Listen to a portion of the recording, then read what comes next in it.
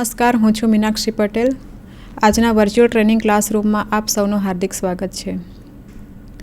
આઈટીઆઈમાં ચાલતા DC trade અંતર્ગત road project વિશે હું વિગતવાર સમજણ આપીશ. સૌપ્રથમ આપણે પાવરપોઈન્ટ પ્રેઝન્ટેશનથી સ્ટાર્ટ કરીશું. આજનું લેસન છે રોડ પ્રોજેક્ટ. રોડ પ્રોજેક્ટ વિશેના હેતુઓ છે કે રોડ પ્રોજેક્ટ માટે આપણે શું જરૂરિયાત છે, તો રોડ પ્રોજેક્ટની આવશ્યકતાનું વર્ણન કરો. રોડ પ્રોજેક્ટમાં સામેલ વિવિધ પ્રકારના સર્વેક્ષણો સમજાવો. આજે 2 હેતુ આપ્યા છે, એના વિશે આપણે વિગતવાર માહિતી મેળવીશું. સૌપ્રથમ આપણે પરિચય કરી લઈએ કે નવા રોડનું આયોજન કરતાં પહેલાં લોકોની માંગ અને કેટલાક વ્યૂહાત્મક કારણોની પ્રાથમિક તપાસ હાથ ધરવી જોઈએ. તે રોડ પ્રોજેક્ટ શરૂઆત કરતાં પહેલાં આપણે કયા કયા મુદ્દાઓને ધ્યાનમાં રાખીએ એના વિશે આપણને આપ્યું છે કે નવા રોડનું આયોજન કરતાં પહેલાં લોકોની માંગ એટલે કે લોકોની ડિમાન્ડ છે અને કેટલાક વ્યૂહાત્મક કારણોની પ્રાથમિક તપાસ હાથ ધરવી જોઈએ.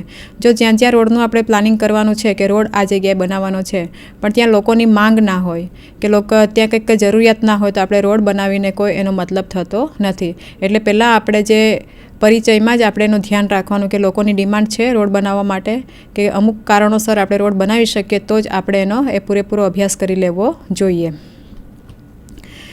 આવી તપાસ કરતી વખતે નીચેના મુદ્દાઓને ધ્યાનમાં રાખવાના છે. એટલે જે રોડ પ્રોજેક્ટ બનાવતા વખતે આપણે કયા કયા મુદ્દાઓ ધ્યાનમાં લઈએ એના વિશે આપણે વિગતવાર માહિતી લેશું. આ પ્રોજેક્ટ દ્વારા કુલ વસ્તીને કેટલો લાભ થશે, એટલે રોડ પ્રોજેક્ટ આપણે તૈયાર કરીએ પણ આ પ્રોજેક્ટથી કુલ વસ્તીને કેટલો લાભ થશે એના માટેનો અભ્યાસ કરવાનો છે. અને બીજો પોઈન્ટ, આ પ્રોજેક્ટ દ્વારા કેટલા ગામો, નગરો, ઔદ્યોગિક સ્થળો તેની સાથે જોડાશે. એટલે કે આ જે પ્રોજેક્ટનું આપણે પ્લાનિંગ કરતાં પહેલાં એની સાથે કેટલા ગામો, એના નગરો એટલે કે શહેરો, ઔદ્યોગિક સ્થળો એટલે કે બધા ઇન્ડસ્ટ્રીયલ વિસ્તાર અને તેની સાથે કેટલું જોડાશે એને પણ ધ્યાનમાં આપણે રાખવું જોઈએ.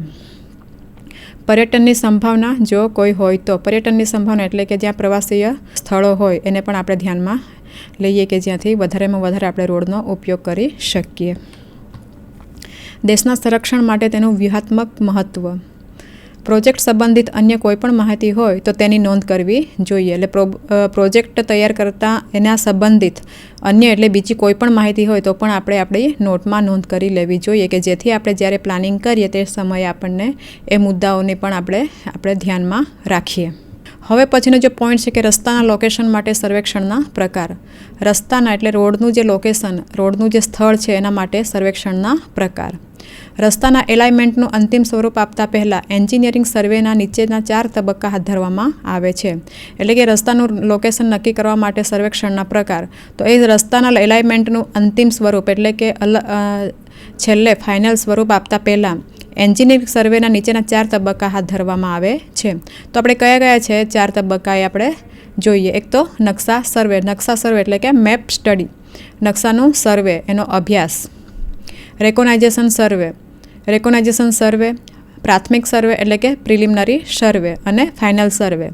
એ 4 તબક્કામાં અલગ અલગ હાથ ધરવામાં આવે છે કે જેથી આપણે કોઈપણ પ્રોજેક્ટમાં કે જેથી આપણે પ્રોજેક્ટ તૈયાર કરતાં કોઈપણ આપણે વસ્તુ એની રહી ના જાય, કોઈપણ મુદ્દાઓ આપણા બાકાત ના રહે.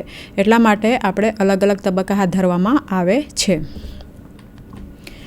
હવે જે આપણે જોઈએ કે નકશા સર્વે, મેપ સ્ટડી.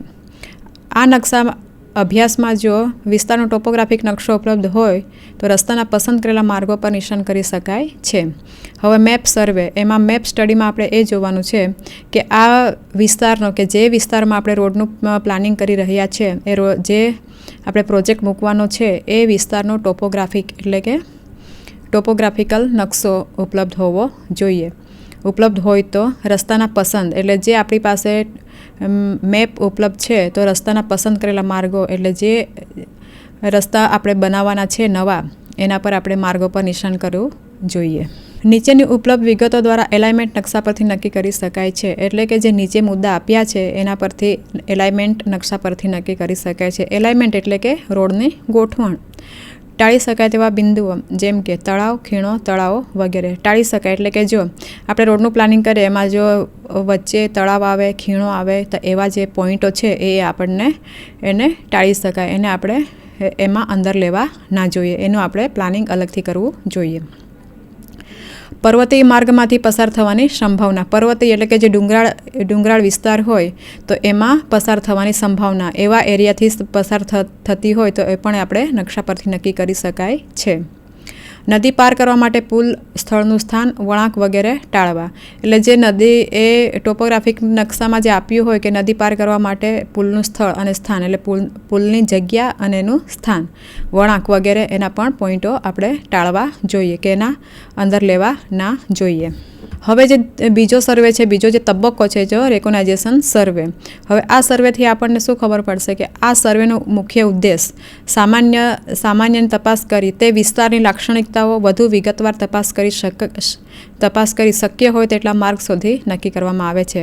એટલે આ સર્વે દ્વારા આપણે સર્વે કરવાથી શું આપણને મળશે તો એ જ વિસ્તારની લાક્ષણિકતાઓ એટલે કે એની જરૂરિયાતો કે એની જરૂરિયાતોને વિગતવાર તપાસ કરી અને શક્ય હોય તેટલા આપણે માર્ગો અને રસ્તાઓ શોધી નક્કી કરવામાં આવે છે. નીચેના ક્રમ મુજબ રેકોનાઇઝેશન સર્વે હાથ ધરવામાં આવે છે. એટલે જે બીજા નંબરનો સર્વે છે એમાં જે આપણે નીચે પ્રમાણેના આપણે પોઈન્ટ આપણે ધ્યાનમાં રાખીએ છીએ. તો ટોપોગ્રાફિકલ સર્વે સીટનો અભ્યાસ, ખેતીની જમીન, ભૂસ્તરશાસ્ત્રી અને મેટ્રોલોજીકલ નકશા, એરિયલ ફોટોગ્રાફ્સ જો ઉપલબ્ધ હોય તો તેનો અભ્યાસ કરવામાં આવે છે. એટલે રિકોનાઇઝેશન સર્વે જો કરીએ તો આપણે કઈ વસ્તુને ધ્યાનમાં રાખવી જોઈએ તો એ છે કે ટોપોગ્રાફિકલ સર્વે સીટનો અભ્યાસ. એટલે જે ટોપોગ્રાફિકલ સર્વે સીટ છે એનો અભ્યાસ, ખેતીની જમીન, ભૂસ્તરશાસ્ત્રીય અને મેટ્રોલોજીકલ નકશા, એરિયલ ફોટોગ્રાફ્સ જો ઉપલબ્ધ હોય તો એનો અભ્યાસ કરવો જોઈએ. જો આટલી વસ્તુ હોય તો તેનો આપણે પૂરેપૂરો અભ્યાસ કરવો જોઈએ કે જેથી આપણને સર્વે કરવામાં તકલીફ ના પડે. પછી બીજું છે એરિયલ રેકોનાઇઝેશન્સ, ગ્રાઉન્ડ રેકોનાઇઝેશન્સ. ટોપોગ્રાફિકલ સર્વે સીટ પરથીનો અભ્યાસ.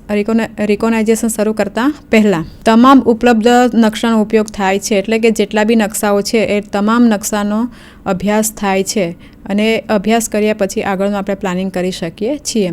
હવે ઇન્ડિયામાં ટોપોગ્રાફિકલ નકશા 1:50,000 સ્કેલમાં ઉપલબ્ધ છે. આપણા ભારતમાં જે ટોપોગ્રાફિકલ નકશા છે એ 1:50,000 સ્કેલમાં ઉપલબ્ધ છે. એટલે એ 1:50,000ના સ્કેલમાં આપણને નકશા મળી રહે છે. નકશાઓ પરથી ટોપોગ્રાફિકલ ફીચરનો અભ્યાસ કર્યા પછી શક્ય હોય ત્યાં સુધી ક્રમ મુજબ ગોઠવણી કરી તેની સામાન્ય રીત પસંદ કરવામાં આવે છે. ટોપોગ્રાફિકલ ફીચર એટલે કે ટોપોગ્રાફિકલ પાસાનો અભ્યાસ કર્યા પછી શક્ય હોય ત્યાં સુધી ક્રમ મુજબ ગોઠવણી કરી તેની સામાન્ય રીત એટલે કે એનો અભ્યાસ કર્યા પછી જે સામાન્ય રીત લાગતી હોય તે આપણે પસંદ કરીએ છીએ. હવે એના માટે નીચેના મુદ્દાઓ ધ્યાનમાં રાખવા જોઈએ કે જે એને રસ્તાનું એલાઇનમેન્ટ કેવું હોવું જોઈએ તો એના માટેના અલગ અલગ પોઈન્ટ આપ્યા છે. તો ગોઠવણી ટૂંકી અને સૌથી વધુ હોવી જોઈએ. એટલે ગોઠવણ એટલે કે એનું એલાઇનમેન્ટ ટૂંકું અને સૌથી વધુ હોવું જોઈએ. ઢાળની જરૂરિયાતો સાથે આર્થિક અને વક્રતા મુજબ એલાઇનમેન્ટ ટૂંકી અને સૌથી વધુ હોવી જોઈએ. એટલે જેમ ઢાળ આપ્યો હોય તો ઢાળની જરૂરિયાત સાથે આર્થિક અને વક્રતા મુજબ એટલે કે એનો વળાંક મુજબ એલાઇનમેન્ટ ટૂંકી એટલે કે એની ગોઠવણ ટૂંકી અને સૌથી વધુ હોવી જોઈએ. હવે એલાઇનમેન્ટનો આકાર કે રોડનો એલાઇનમેન્ટ એટલે કે એની ગોઠવણ એનો કેવો આકાર હોવો જોઈએ પણ ધ્યાનમાં આપણે રાખવાનું છે. શક્ય હોય ત્યાં સુધી ભેજવાળી જમીન, ઢાળવાળી જમીન અને અસ્થિર હિલ જેવા લક્ષણો હોય તો તેનો ટાળો. એટલે શક્ય હોય એટલે કે જ્યાં ભેજવાળી જમીન હોય તો પણ આપણને રોડના પ્રોજેક્ટ વખતે આપણને તકલીફ પડે કે ભેજવાળી જમીન હોય તો રોડ બેસી જવાની સંભાવના રહે. ઢાળવાળી જમીન હોય તો એનો પણ ઢાળવાળી જમીન હોય તેને કટ અને વધારે કરવું પડે. અને અસ્થિર હિલ એટલે કે જે ડુંગરાળ વિસ્તાર જેવા લક્ષણો હોય તો તેને આપણે ટાળવું જોઈએ અને આપણે લેવું ના જોઈએ. મહત્વપૂર્ણ ગામો અને નગરો, ઔદ્યોગિક સ્થળો, ધાર્મિક મહત્વના સ્થળો વગેરે જોડવાની જરૂરિયાત. હવે જ્યારે રોડ પ્રોજેક્ટ કરીએ તો એમાં મહત્વપૂર્ણ ગામો એટલે કે એની સાથે સંકળાયેલ ગામો, શહેરો, ઔદ્યોગિક સ્થળો, ધાર્મિક સ્થળો વગેરે જોડવાની જરૂરિયાત. જો આ બધા પાસાઓ સાથે જોડાશે તો રોડનો ઉપયોગ વધારે થશે અને આર્થિક રીતે સક્ષમ થશે. હવે પુલોની સંખ્યા અને તેની લંબાઈ. હવે જે આ રોડ પ્રોજેક્ટ આપણે મૂકીએ તો એમાં પુલોની સંખ્યા એટલે પુલો કેટલા બનાવવા પડશે અને તે પુલની કેટલી લંબાઈ એ પણ આપણે ધ્યાનમાં રાખવાનું હોય છે કે જેથી આપણે રોડ પ્રોજેક્ટમાં આપણે જે પ્લાનિંગ કરીએ એમાં આપણને તકલીફ ઊભી ના થાય. જો તે વિસ્તારના ફોટોગ્રાફ્સ ઉપલબ્ધ ન હોય તો વધુ અભ્યાસ માટે એરિયલ ફોટોગ્રાફીની વ્યવસ્થા પણ કરવામાં આવે છે.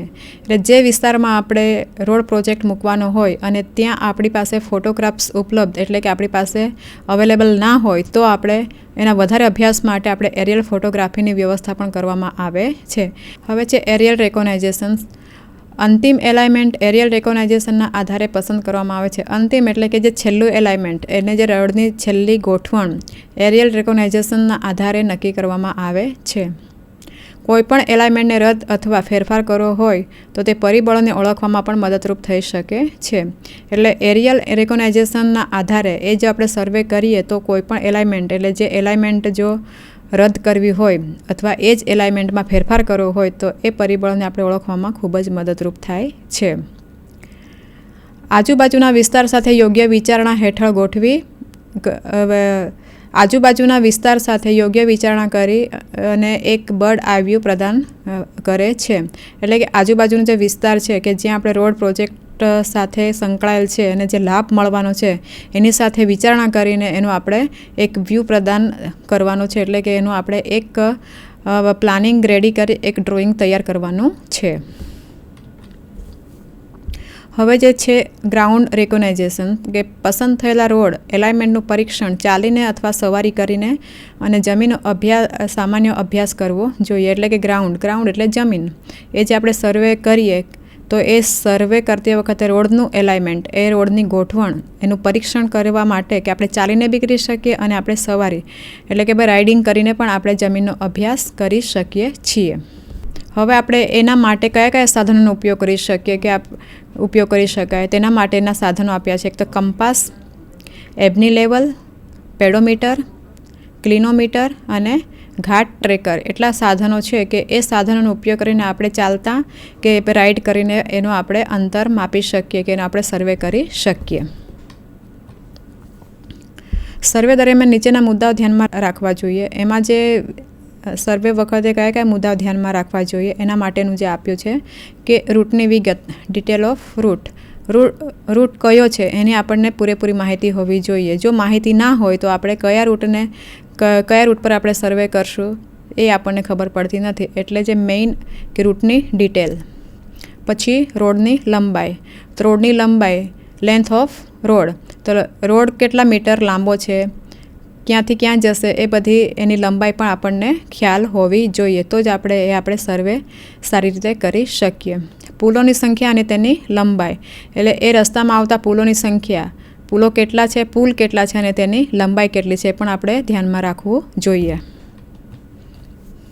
ત્રિકોણીય ઢાળ, વળાંક અને હેરપિન બેન્ડ્સ વગેરે એટલે કે આમાં જે પોઈન્ટ છે કે geometrical gradient, curve and hairpin bends extra એટલે આ જે આપ્યા છે કે ત્રિકોણીય ઢાળ એટલે ઢાળ, વળાંક, હેરપિન બેન્ડ્સ એટલે આ પોઈન્ટને પણ આપણે ખાસ ધ્યાનમાં રાખવું જોઈએ કે આપણને સર્વે વખતે કોઈ પણ પ્રકારની તકલીફ પડે નહીં. યોગ્ય રસ્તો ઉપલબ્ધ હોવો જોઈએ.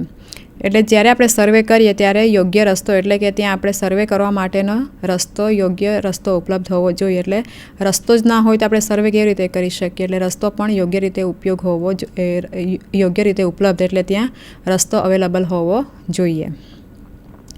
અને બીજું છે ભૂપ્રદેશ અને જમીનની સ્થિતિ. ભૂપ્રદેશ અને જમીનની સ્થિતિ પણ સારી હોવી જોઈએ કે જેથી આપણને સર્વે કરવામાં તકલીફ ના પડે. તે જ વિસ્તારની ભૂસ્તરશાસ્ત્રી, જમીનની પ્રકૃતિ, ડ્રેનેજની સ્થિતિ અને પહાડી ઢોળાવની પ્રકૃતિ એટલે એ વિસ્તારની ભૂસ્તરશાસ્ત્રની, જમીનની પ્રકૃતિ એટલે જમીન કેવા પ્રકારની છે અને ડ્રેનેજની સ્થિતિ એટલે ડ્રેનેજની સ્થિતિ એ રસ્તામાંથી પસાર થાય છે એ પણ આપણે ચકાસી લેવું જોઈએ. અને પહાડી ઢોળાવની પ્રકૃતિ એટલે કે જે ડુંગરાળ વિસ્તાર હોય તો પહાડી ઢોળાવ એટલે કે ઢાળ એની પ્રકૃતિ કેવા પ્રકારની છે એનો પણ આપણે અભ્યાસ કરવો જોઈએ કે જેથી આપણે જ્યારે રોડ પ્રોજેક્ટ મૂકીએ અને ખરેખર આપણે પ્રોજેક્ટ અમલમાં આવ્યા પછી એની કામગીરી કરીએ તે ટાઈમે આપણને કોઈપણ પ્રકારની તકલીફ ઊભી ના થાય. પસાર થતા રસ્તાની લંબાઈ એટલે જ્યાંથી પસાર રસ્તો થતો હોય તો એ રસ્તાની પણ લંબાઈ. પર્વતીય ભૂપ્રદેશ, જે ડુંગરાળ વિસ્તાર હોય એનો ભૂપ્રદેશ, ઊભો ભૂપ્રદેશ, ડૂબાણ અને પૂરને આધીન વિસ્તાર એટલે જે વિસ્તાર હોય આજુબાજુ એ ડૂબાણમાં જતો હોય કે પૂરને આધીન વિસ્તાર એટલે કે જ્યાં વધારે પૂર આવતું હોય એ પણ આપણે ધ્યાનમાં રાખવું જોઈએ. નબળી જમીન અને ડ્રેનેજની સ્થિતિનો વિસ્તાર, એટલે કે નબળી જમીન એટલે જમીન એકદમ નબળી કેવી હોય કે જે જમીન આપણે રોડનું કામ કરીએ અને રોડ ત્યાંથી વધારે તૂટી જતો હોય એવી જમીન. અને ડ્રેનેજની સ્થિતિનો વિસ્તાર એટલે ડ્રેનેજ એ વિસ્તારમાંથી પસાર થાય છે કે કેમ એ ડ્રેનેજની સ્થિતિનો વિસ્તારને પણ આપણે આ સર્વે કરતી વખતે આપણે અભ્યાસમાં લઈ લેવું જોઈએ કે જેથી આપણને તકલીફ પડે નહીં. રસ્તાની સામાન્ય ઊંચાઈ. રસ્તાની સામાન્ય ઊંચાઈ એટલે કે જે રોડ બનાવીએ તો એ રસ્તાની સામાન્ય ઊંચાઈ પણ લેવી જોઈએ કે જ્યાંથી જો ચોમાસાની સિઝનમાં પણ જો વરસાદ વધારે આવતો હોય તો પાણી તરત ઉપર ચડી ના જવું જોઈએ. એના માટે આપણે રસ્તાની સામાન્ય ઊંચાઈ પણ આપણે જોઈ લેવી જોઈએ કે એ વખતે પ્રોજેક્ટમાં એ રીતે જ રસ્તાનું પ્લાનિંગ કરવું જોઈએ કે આપણે એની ઊંચાઈ પણ લઈ લઈએ. હવેનો પોઈન્ટ છે કે આબોહવાની પરિસ્થિતિઓ એટલે ક્લાઇમેટ કન્ડિશન્સ. આબોહવાની પરિસ્થિતિ તો એનું જે તાપમાન છે મહત્તમ અને ન્યૂનતમ રીડિંગ એટલે ત્યાંનું તાપમાન છે એનું મેક્સિમમ અને મિનિમમ એનું તાપમાન હોવું જોઈએ. વરસાદ એ વિસ્તારનો રેનફોલ. પવનની ગતિ અને દિશા એટલે કે પવન ત્યાંથી કઈ ગતિમાંથી પવન પસાર થાય છે એની દિશા કઈ છે એ પણ આપણે ધ્યાનમાં રાખવું જોઈએ. પાણીના લેવલની પરિસ્થિતિ એટલે પાણીનું લેવલની પરિસ્થિતિ વોટર ટેબલ કન્ડિશન એટલે એની વોટર ટેબલ કેટલું છે, ઊંચું છે કે એનું પાણી નીચું છે એ પણ આપણે ધ્યાનમાં રાખવું જોઈએ. જો વોટર લેવલ બી ઉપર હોય તો આપણને જો રોડ બનાવતી વખતે આપણે જે ધ્યાનમાં રાખીએ નહીં તો આપણે એને તકલીફ પડે છે કારણ કે રોડ બેસી જવાની સંભાવના વધારે રહે છે એટલા માટે. હવે આવે છે જમીનની કિંમત. જમીનની કિંમત એટલે જ્યાંથી આપણે રોડ પ્રોજેક્ટ મૂકીએ અને જ્યાંથી રોડ પસાર થવાનો હોય તો જે જમીન હોય તો એ જમીનની કિંમત જે તે એરિયામાંથી પસાર થતી હોય તો એ જે ખેડૂતોની જમીન હોય એ જમીનની કિંમત કેટલી છે એ પણ આપણે ધ્યાનમાં રાખવી જોઈએ. પછી ખેતીની જમીન છે, સિંચાઈની જમીન, બાંધેલી જમીન કે જંગલની જમીન, કયા પ્રકારની જમીન છે ત્યાં અને ક્યાંથી એટલે ખેતીની જમીન છે એ પણ ધ્યાનમાં રાખવું જોઈએ. સિંચાઈની જમીન છે કે બાંધેલી જમીન કે જંગલની જમીન એ દરેક પ્રકારની જમીનો વિશે પણ આપણે અભ્યાસમાં લેવું જોઈએ કે જેથી આપણને આગળ જતાં તકલીફ ના પડે. હાઈવે સાથે ક્રોસિંગ. હવે હાઈવે સાથે ક્રોસિંગ જો ત્યાંથી હાઈવે પસાર થતો હોય તો ત્યાંનું ક્રોસિંગ એ પણ આપણે ધ્યાનમાં લેવું જોઈએ. એ પણ પ્લાનિંગમાં આપણે સર્વેમાં આવી જવું જોઈએ. પ્રાચીન સ્મારકોની સ્થિતિ, સ્મશાન, ધાર્મિક માળખાં, હોસ્પિટલ અને શાળાઓ વગેરે. એટલે જે જગ્યાએ આપણે રોડ પ્રોજેક્ટનું પ્લાનિંગ કરવાનું હોય તો પ્રાચીન એટલે કે જૂના સ્મારકોની સ્થિતિ એટલે ત્યાં જૂના સ્મારકો છે, સ્મશાન આજુબાજુ છે, ધાર્મિક માળખાં છે, હોસ્પિટલ કે શાળાઓ છે એ બધું આપણે નકશામાં કે આપણે જે સર્વે કરીએ તેમાં આપણે એની નોંધ લેવી જોઈએ કે અહીંયાથી આ થાય છે તો આપણે પ્રોજેક્ટમાં રીતે આપણે મૂકી શકીએ કે અહીંયાથી આ વસ્તુ અંદર સામેલ છે. બાંધકામની અંદાજિત કિંમત એટલે જે પણ આપણે કામ કરીએ જે રોડ પ્રોજેક્ટ આપણે મૂકીએ તો એ ટોટલ એ બાંધકામની અંદાજિત કિંમત કેટલી છે એનું પણ આપણે અભ્યાસ કરવાનો કે આટલી કિંમત થશે એનો પણ અંદાજ આપણે અંદર મૂકવાનો છે. બાંધકામ માટે જરૂરી સમયગાળો એટલે જ્યારે રોડનું બાંધકામ થાય ત્યારે એનો જરૂરી સમયગાળો કેટલા સમય સુધીમાં આપણે કામગીરી પૂરી કરશું, કેટલા સમય સુધીમાં રોડ તૈયાર થઈ જશે એનું પણ અંદર સર્વેમાં પ્લાનિંગ થઈ જવું જોઈએ. પછી મહત્ત્વના ગામો, નગરો અને માર્કેટિંગ એટલે મહત્ત્વના ગામો કે જે રોડ પસાર થતો હોય તે આજુબાજુના ગામો, શહેરો અને માર્કેટિંગ એટલે કે જે માર્કેટિંગ સ્થિતિ છે એ કેવી છે એ પણ આપણે ધ્યાનમાં લેવાનું છે. રેલવે લાઇન અને અન્ય હાઈવે એટલે ત્યાંથી આજુબાજુથી પસાર થતી રેલવે લાઇન અને અન્ય એટલે કે બીજા હાઈવે પણ આમે અંદર આપણે અભ્યાસમાં લઈ લેવાનું છે જે સર્વે કરતાં એ દરમિયાન દરેક તબક્કાને આપણે ધ્યાનમાં લેવાના છે. હવે પ્રારંભિક સર્વે એટલે પ્રિલિમિનરી સર્વે. આ સર્વે પ્રમાણમાં મોટા સાધન સર્વે છે જેમાં તમામ ભૌતિક માહિતી એકત્ર કરવાના હેતુથી હાથ ધરવામાં આવે છે. એટલે આ જે પ્રારંભિક સર્વે છે જે મોટા પ્રમાણમાં થાય છે આનો સર્વે એ ભૌતિક માહિતી એટલે કે ફિઝિકલ વિગત મેળવવાની હોય, એકત્ર કરવાની હોય તે હેતુથી આ સર્વે હાથ ધરવામાં આવે છે. નવા હાઈવેના સૂચિત સ્થાનને અસર કરે છે એટલે જે નવો હાઈવે બનાવવાનો હોય એ સ્થાનને સૂચિત એટલે કે એનું સ્થાનને આપણે પ્રપોઝ કર્યું હોય એને અસર કરે છે. નવા રોડના કિસ્સામાં તેમાં રનિંગનો સમાવેશ થાય છે. એટલે નવો રોડ હોય તો એમાં રનિંગનો સમાવેશ થાય છે. પસંદ કરેલ નવા રૂટ સાથે સચોટ ટાવર્સ લાઇન જે ચાલુ રિકોગ્નાઇઝેશન સર્વેના આધાર પર કરવામાં આવે છે. એટલે જે રૂટ આપણે પસંદ કર્યો છે કે આ રૂટ આપણે નવો બનાવવાના છે, એના પર ટાવર્સ લાઇન જે ચાલુ રિકોગ્નાઇઝેશન સર્વેનો આધાર પર કરવામાં આવે છે. આ સર્વેક્ષણના તબક્કા દરમિયાન ટોપોગ્રાફિક સુવિધાઓ અને અન્ય સુવિધાઓ જેમ કે ઘરો, મંદિરો વગેરેને ધ્યાનમાં લેવામાં આવે છે.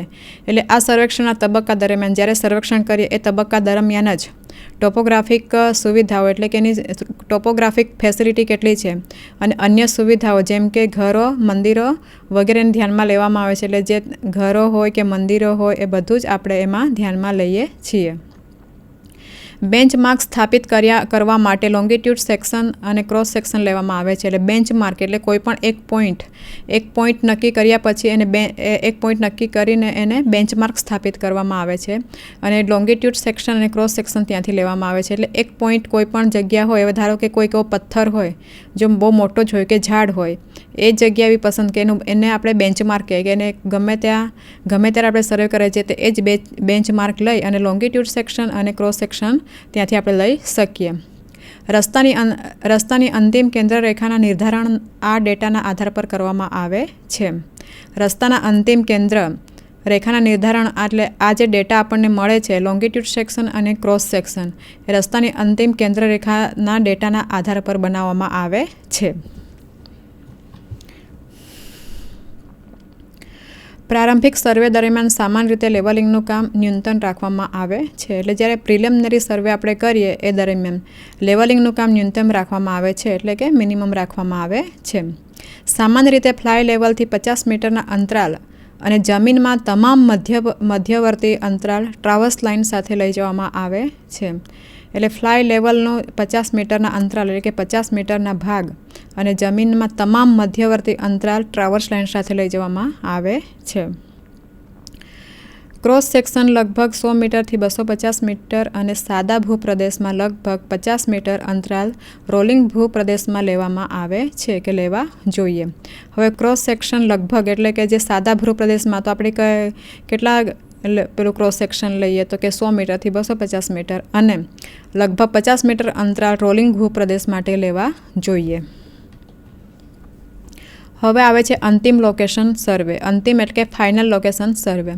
આ મોજણી અંતિમ કેન્દ્ર લાઇન નાખવા માટે હાથ ધરવામાં આવે છે. એટલે કે આ અંતિમ સર્વે એટલે લાસ્ટમાં જે છેલ્લે સર્વે થાય એ છે અંતિમ લોકેશન સર્વે એટલે છે ફાઇનલ લોકેશન સર્વે.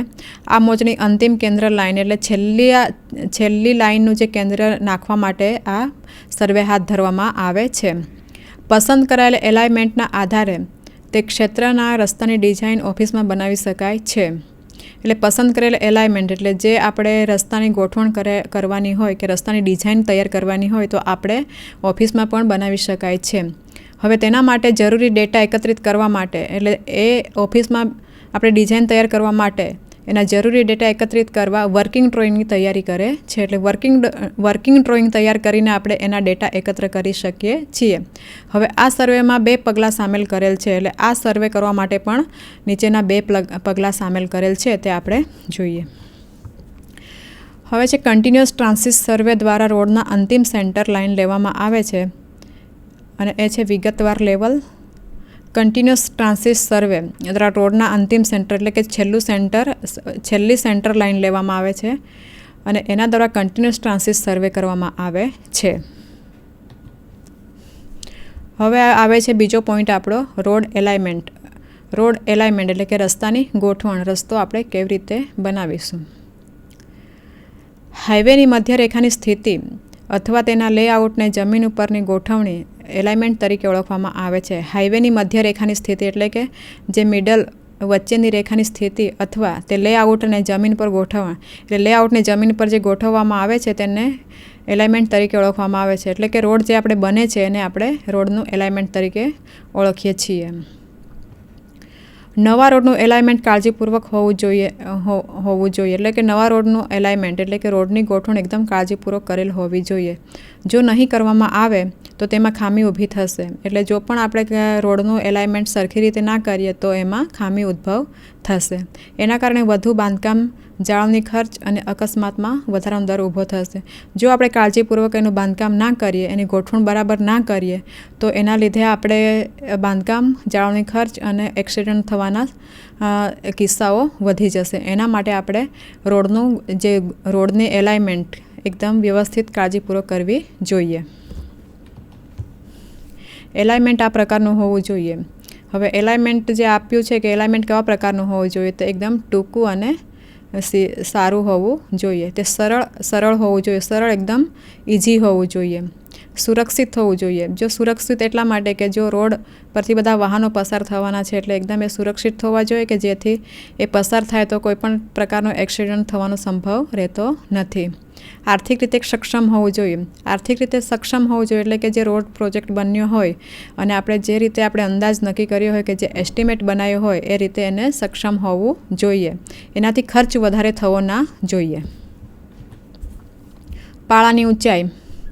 હાઈવેની ગ્રેડ લાઇન અને વિસ્તારની ટોપોગ્રાફી પર પાળાની ઊંચાઈ આધાર રાખે છે. પાળાની ઊંચાઈ એટલે રોડની આજુબાજુ જે બનાવે છે એને પાળાની ઊંચાઈ કહેવાય. તો હાઈવેની ગ્રેડ લાઇન અને વિસ્તારની ટોપોગ્રાફી એટલે જે તે વિસ્તારમાં આપણે રોડ બનાવવાના છે એ રોડની ટોપોગ્રાફીને ધ્યાનમાં રાખીને આપણે પાળાની ઊંચાઈ નક્કી કરીએ છીએ. કેટલીક વાર તે સ્થિરતા દ્વારા પણ સંચાલિત થાય છે. એટલે એના કેટલીક વાર એટલે અમુક સમય એવીની સ્થિરતા એવી હોય તો એના પર પણ સંચાલિત કરી શકાય છે. પાયો ખાસ કરીને જ્યારે જમીન નબળી હોય ત્યારે કેટલીક વાર 0.6 મીટર પણ લેવામાં આવે છે. એટલે પાયો એનું કે જે ફાઉન્ડેશન જ્યારે આપણે લઈએ છીએ અને એ જમીન નબળી હોય ત્યારે આપણે એને 0.6 મીટર પણ લેવામાં આવે છે. એટલે 0.6 મીટર પણ લઈએ છીએ. હવે બીજો પોઈન્ટ આવે છે રોડનો ઢાળ, રોડ ગ્રેડિયન્ટ. રસ્તાની લંબાઈ સાથે ઊંચાઈ અથવા ઊંડાઈના દર સાથે આડી લંબાઈના સ્થળને ઢાળ કહેવામાં આવે છે. રોડ ગ્રેડિયન્ટની વ્યાખ્યા છે આ કે રસ્તાની લંબાઈ સાથે ઊંચાઈ અને ઊંડાઈના દર સાથે આડી લંબાઈના સંદર્ભને ઢાળ કહેવામાં આવે છે. આજે આપણે આગળના લેસનમાં જોયું એક હતું સમોચ્ચ ઢાળ અને આ છે રોડ ગ્રેડિયન્ટ એટલે કે રોડનો ઢાળ. એ પર રસ્તાની લંબાઈ, ઊંચાઈ અને ઊંડાઈના દર આ ત્રણ સાથે આડી લંબાઈના સંદર્ભને ઢાળ કહેવામાં આવે છે. રોડનું જે પ્લાનિંગ થતું હોય કે રોડ બન્યો હોય તો જે વચ્ચેનો જે મિડલ લાઇન હોય એ થોડીક ઊંચી હોય અને બંને સાઈડથી સ્લોપ હોય એને આપણે રોડ ગ્રેડિયન્ટ તરીકે ઓળખીએ છીએ. ભૂપ્રદેશનો પ્રકાર મુજબ મહત્તમ ઢાળ એટલે જે તે પ્રદેશ હોય એટલે જમીન એ પ્રમાણેની હોય એ પ્રમાણેને મહત્તમ ઢાળ આપવામાં આવે છે. હવે જે સાદો અથવા રોલિંગ હોય પ્રદેશ, સાદો એટલે સપાટ અને રોલિંગ હોય તો એનો આપણે કયા સ્કેલમાં રાખીએ તો એનું જે સ્કેલ આપ્યો છે કે 1/20 અને જે પર્વતી અને સાથે ઢાળવાળી ભૂપ્રદેશ 3000 મીટર સુધી ઊંચાઈ એટલે કે ડુંગરાળ વિસ્તાર હોય અને સાથે ઢાળવાળો પણ વિસ્તાર હોય અને એની સાથે 3000 મીટર સુધી ઊંચાઈ હોય તો આપણે 1/6.7નો સ્કેલ રાખીએ છીએ. હવે જે નીચેનો એક પોઈન્ટ છે કે 3000 મીટર કરતાં વધારે ઊંચાઈ, જે 3000 મીટર કરતાં વધારે ઊંચાઈ હોય તો આપણે 1/14.3 એ પ્રમાણે ઢાળ રાખીએ છીએ. એટલે આજે આપણા વર્ગીકરણ એ પ્રમાણે કરેલું છે અને પ્રકારી રીતે આપ્યા છે કે જો સાદું અને રોલિંગ હોય ભૂપ્રદેશનો ઢાળ તો આપણે 1.20 રાખી શકીએ અને 3000 મીટર કરતાં વધારે પર્વતીય વિસ્તાર હોય તો આપણે 1/6.7 એ રીતે 3000 મીટર કરતાં વધારે ઊંચાઈ હોય તો આપણે 1/14.3 મુજબનો મહત્તમ ઢાળ આપણે રાખી શકીએ. મહત્તમ રૂલિંગ અને અસાધારણ ઢાળ તરીકે ઇન્ડિયન રોડ કોંગ્રેસ દ્વારા ભલામણ કરેલ છે જે નીચે મુજબ છે. એટલે ઇન્ડિયન રોડ કોંગ્રેસ દ્વારા જે નક્કી કરેલ ભલામણ છે તે આપણે નીચે મુજબ જોઈએ તો એ પહેલું જે આવે છે આપણે રોડવે. તો એમાં આપણે અસાધારણ એટલે કે પેલા ઢાળ કેવી રીતે રાખીએ એનું આપણે આમાં જોઈએ. તો પહેલું છે આપણું રોડવે. રોડવેમાં કેરેજવે સહિતની પહોળાઈનો અને ટ્રાફિક વિભાજક અને બંને બાજુની સાઈડનો સમાવેશ થાય છે. એટલે જે રોડવે તો રોડવે કઈ તરીકે આપણે કોને ઓળખીએ આપણે કે રોડવે કોને કહેવાય તો છે રોડવેમાં કેરેજવે સહિતની પહોળાઈનો અને ટ્રાફિક વિભાજક અને બંને બાજુની સાઈડનો સમાવેશ થાય છે. એટલે રોડવેમાં જે કેરેજવે એટલે જે વાહનો પસાર થતા હોય એની પહોળાઈ અને ટ્રાફિક વિભાજક આ બંને સાઈડનો સમાવેશ થાય છે. હવે IRC પ્રમાણે જે ભલામણો કરી છે તે રસ્તા મુજબની પહોળાઈ. હવે જે આપ્યું છે કે પહેલું જ સ્ટાર્ટિંગ છે આપણું national and state highway. National and state highway હોય તો કેટલા મીટર સુધીની પહોળાઈ નક્કી કરી છે? તો એ 12 મીટર સુધીની પહોળાઈ હોઈ શકે. પછી મેજર ડિસ્ટ્રિક્ટ રોડ એટલે કે જિલ્લાના મોટા રોડ, તો એ કેટલા મીટર સુધી હોઈ શકે એની પહોળાઈ? 10 મીટર. એવી રીતે અધર ડિસ્ટ્રિક્ટ રોડ એટલે બીજા જિલ્લાના બીજા રોડ, એ 8 મીટર સુધીની પહોળાઈ આપણે રાખી શકીએ. પછી વિલેજ રોડ એટલે કે જે ગામડાના રોડ છે એને આપણે 7.5 મીટર સુધી આપણે એની પહોળાઈ રાખી શકીએ.